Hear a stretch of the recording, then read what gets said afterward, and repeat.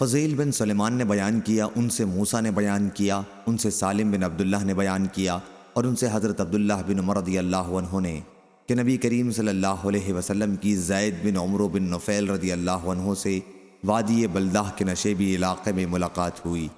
یہ قصہ نزول وحی سے پہلے کا ہے۔ پھر آن حضرت صلی اللہ علیہ وسلم کے سامنے ایک دسترخوان بچھایا گیا تو زید بن عمرو بن نفیل نے کھانے سے انکار کر دیا، اور جن لوگوں نے دسترخوان بچھایا تھا ان سے کہا کہ اپنے بتوں کے نام پر جو تم ذبیحہ کرتے ہو میں اسے نہیں کھاتا، میں تو بس وہی ذبیحہ کھایا کرتا ہوں جس پر صرف اللہ کا نام لیا گیا ہو۔